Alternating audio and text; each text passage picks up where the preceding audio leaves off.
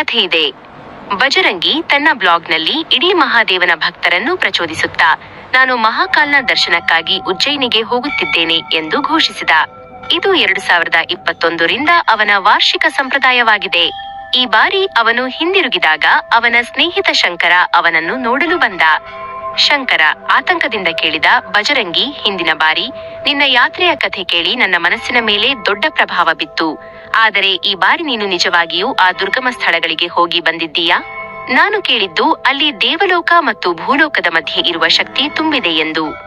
ಬಜರಂಗಿ ನಕ್ಕನು. ಶಂಕರ, ನೀನು ಹೇಳಿದ್ದು ಸತ್ಯ. ಆ ಶಕ್ತಿ ತುಂಬಿದೆ.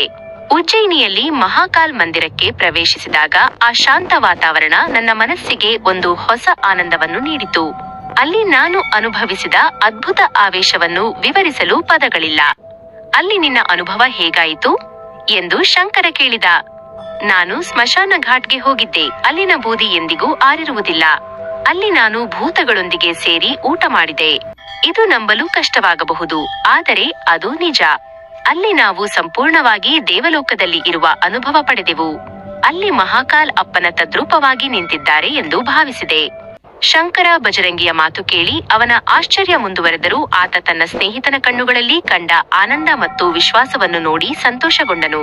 ಬಜರಂಗಿ, ನಾನು ಈ ವಿಡಿಯೋಗಳನ್ನು ಪ್ರಸಾರ ಮಾಡುತ್ತೇನೆ ಮತ್ತು ಜನರು ಆಶ್ಚರ್ಯಗೊಂಡರೂ ಮಹಾಕಾಲರ ಆಶೀರ್ವಾದ ಪಡೆದವರಿಗೆ ಮಾತ್ರ ಆ ಅನುಭವವನ್ನು ಅರ್ಥಮಾಡಿಕೊಳ್ಳಲು ಸಾಧ್ಯ ಎಂದನು. ಅದೇ ಸಮಯದಲ್ಲಿ ಶಂಕರ ತನ್ನ ಮನಸ್ಸಿನಲ್ಲಿ ನಿಗೂಢವಾಗಿ ಯೋಚಿಸುತ್ತಾ, ಬಹುಶಃ ಮಹಾಕಾಲ್ ಸ್ವತಃ ತನ್ನ ಭಕ್ತರೊಂದಿಗೆ ಬಜರಂಗಿಯನ್ನು ಆಶೀರ್ವದಿಸಲು ಬಂದಿರಬಹುದು ಎಂದು ಭಾವಿಸಿದ. ನಂತರ ಅವರು ತಮ್ಮ ನಮಸ್ಕರಿಸಿ ಹರ್ ಹರ್ ಮಹಾದೇವ್ ಎಂದು ಹೇಳಿ ಪರಸ್ಪರರು ಪ್ರಯಾಣ ಮುಂದುವರಿಸಿದರು.